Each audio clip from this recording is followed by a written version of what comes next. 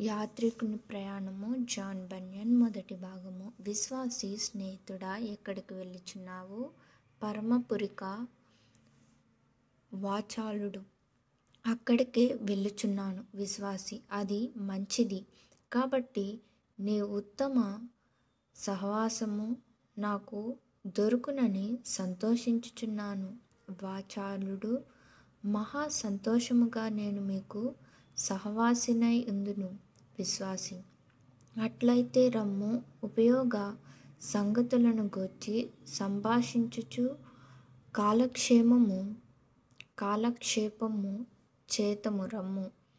వాచాలుడు. మీతోనైనను మరి ఎవనితోనైనను మంచి సంగతులను గూర్చి మాటలాడుట నాకు మిక్కిలి ప్రియము. అంత మంచి క్రియకు సిద్ధపడిన వారిని నేను కలుసుకొనినందున బహు సంతోషపడుచున్నాను. ప్రయాణమందు ఉన్నప్పుడు ఇట్లు కాలక్షేపము చేయగోరువారు మిక్కిలి అరుదు.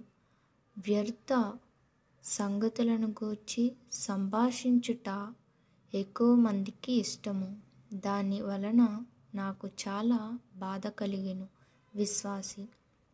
అది బహు విచారకరమైన సంగతి. ఎట్లనగా పరమరాజ్యమునకు ప్రభువైన దేవుని సంగతుల కంటే భూమి మీద మనుషుల నోట్లో ఉండుటకు తగినది మరి ఏది?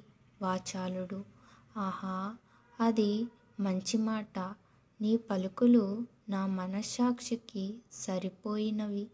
దేవుని సంగతులను చర్చించుట కంటే మరి ఏది మనోహరము, ఏది ఉపయోగము?